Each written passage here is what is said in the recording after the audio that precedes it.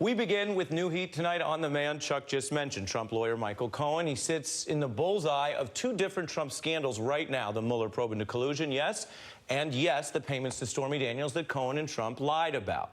Her lawyer kicking off the day in a manner fitting for the Trump era with a televised tease of more developments to come, prodded by Mika Brzezinski on the set of Morning Joe, where I should mention, full disclosure, I was also at the table. There's at least two that I think are on solid ground, and I think that as the evidence rolls out over the coming months, disclosures are going to be made that my client was not alone as it relates to these payments, that Michael Cohen was not a 24-hour, 7-day-a-week fixer for the sole purpose of taking care of Stormy Daniels. Two women who allege that they have agreements with Michael Cohen or Donald Trump? Correct. And women who claim to have had affairs or sex with Donald Trump? Correct.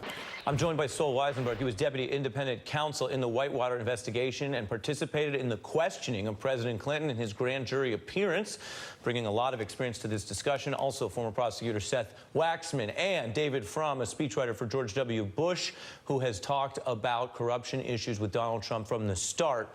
Before I get super legal, let's get super real. David Frum, when you connect all these dots tonight, what do you think's important? Well, not to add to anybody's reading pile, but I think there's one more piece from the day that people need to look at, and that is the story in BuzzFeed that shows that contra to repeated denials from President Trump, from his family, from Michael Cohen, that indeed the Trump organization and Michael Cohen were working on a project in Moscow through the Republican convention, through the campaign, and almost to the point of Inauguration Day when it finally fizzled out. And the big prize for the deal, should it happen, was that it would be announced sometime in the fall of 2016 at a Trump-Putin joint meeting. One of the questions that many of us have had in the course of figuring out the Trump-Putin attraction was the lure in the past, something Trump had done before that the Russians held over him, or was it in the future, some tasty tidbit the Russians were holding in front of his greedy nose?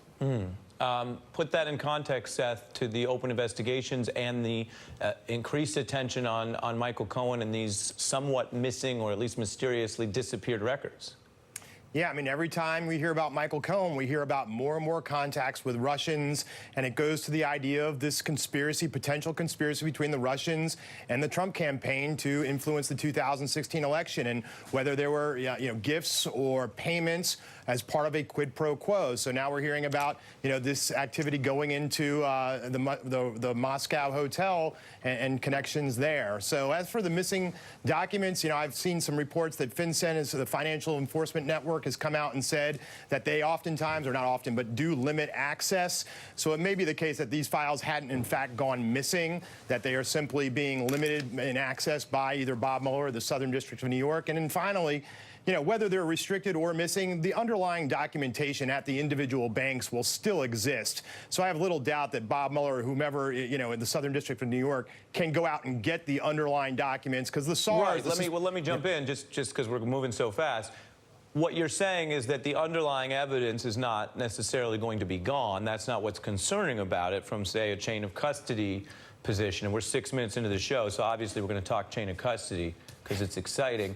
But the larger issue that the whistleblower is raising is whether, let me read to you, whether this presents new deceit. I've never seen something pulled off the system, they tell the New Yorker. When something's not there that should be, I immediately became concerned.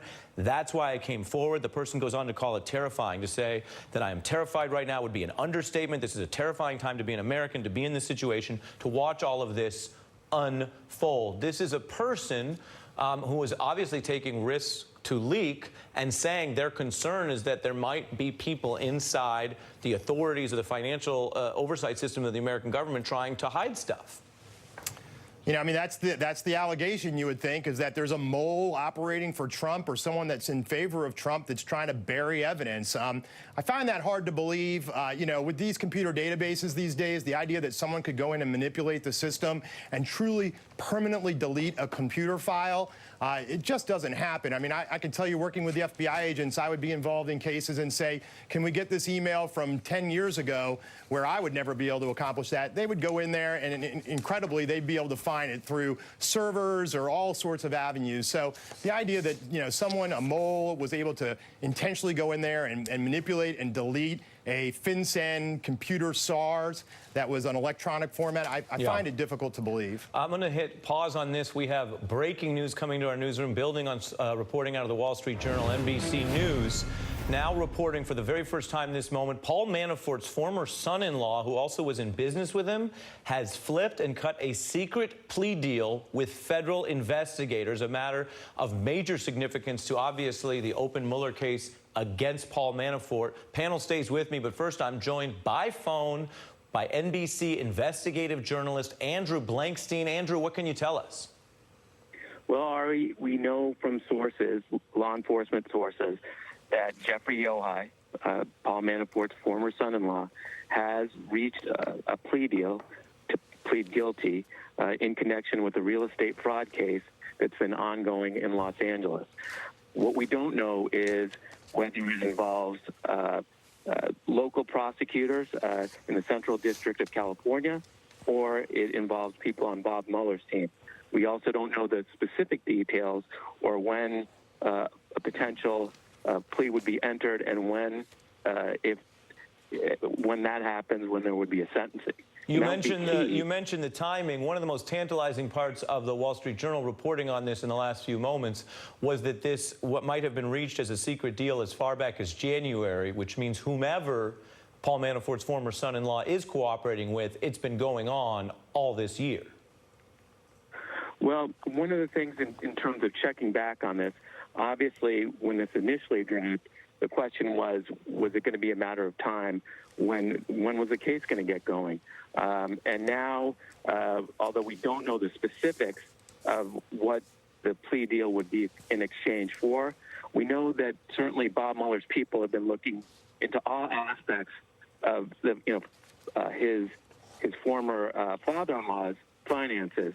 And this real estate investment fraud case, it's how does that sit on the rest of this case? And I think that's going to be really interesting in terms of details going forward. Stay with me, Andrew. We're indebted to for reporting out this story. Stay with me. David Frum, one other thing that we do know that looks more significant tonight with this breaking news, 6:09 p.m. on the East Coast, reports that Paul Manafort's estranged son-in-law has flipped and is cooperating. We don't know who he flipped for exactly, and we emphasize that in this reporting, but we do know, David, that Bob Mueller's investigators had previously met with him. Your view of this story? Well, there are so many angles with the Manafort story that because many of the things that Manafort did before joining the Trump campaign were so intensely suspicious. So it's not clear that to me, that this would have a direct bearing on anything to do with what happened in 2016 and after. But the thing that everyone needs to keep in mind when you hear about Manafort's pre-2016 dealings is that he volunteered to work for the Trump campaign for free. And that is just something you have to keep in mind. Manafort, not a very charitable person normally. So why do this? Why do it for free? What motivated him? That's the big overhanging question. And if not, what motivated him? Who motivated him? What motivated him, which is also a question of intent. I bring in Saul Weisenberg, who is a very experienced prosecutor, one of the only people alive who's questioned a president in a grand jury proceeding, and I appreciate your patience. So it's going to come to you earlier. We got the breaking news. Dealer's choice, your view on all of this?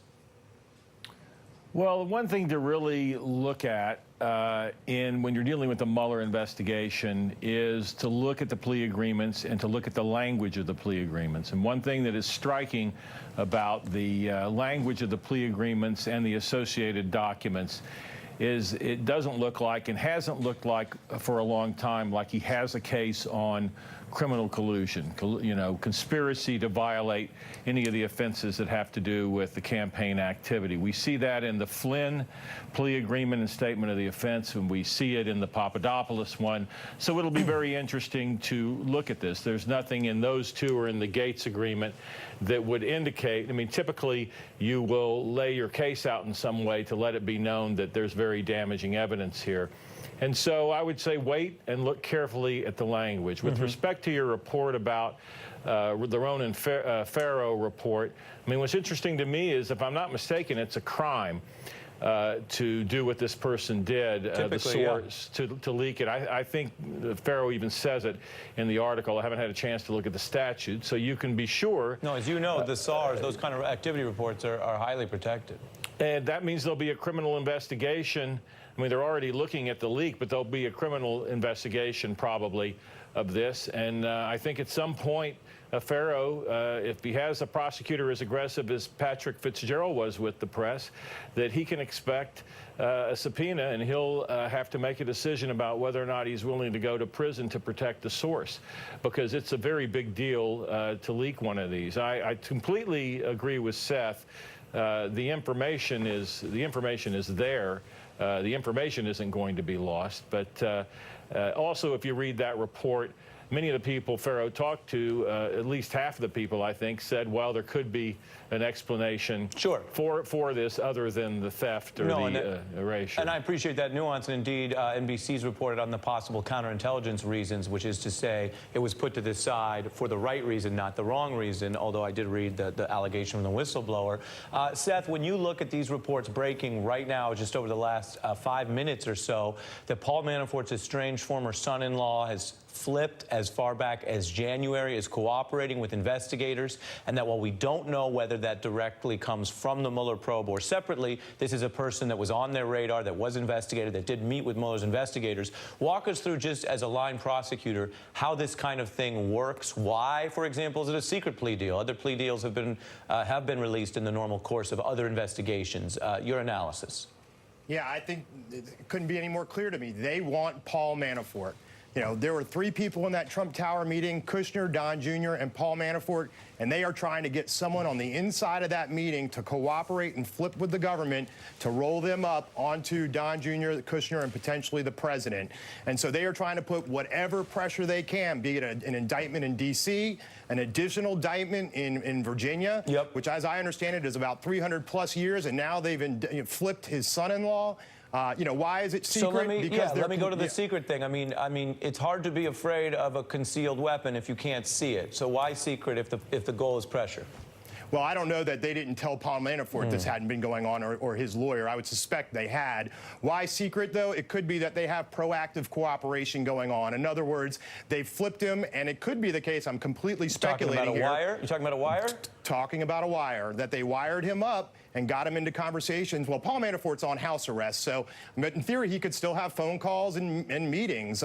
Whether that happened or not, I mean, there's a whole host of things that, you know, a prosecutor and an FBI agent team would use to use a cooperator proactively. I will tell you that I can almost assure that all the defense lawyers for Mr. Manafort and anyone else who's been indicted, the first thing they're saying to them is, don't talk to anyone. Don't talk on the phones. Absolutely. Let me get David Frum on this, David, because I've dealt with Mr. Manafort in a reporting capacity. You are no stranger to a lot of players in Republican politics. Walk us through the mindset here of an individual with this much pressure coming down on him, his deputy flipping, who he brought in originally as an intern into his firm with Roger Stone, his son-in-law flipping since January, and Seth giving us the analysis, not confirmed, but the analysis that a reason prosecutors do that, even privately, is to put more heat on. What's Paul Manafort holding out for? I don't know, but the question that I would keep brooding about is this who question as well as the what.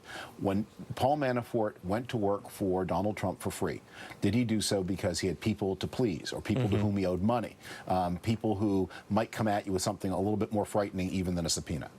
Yeah. And Saul Weisenberg, a final word from you, sir.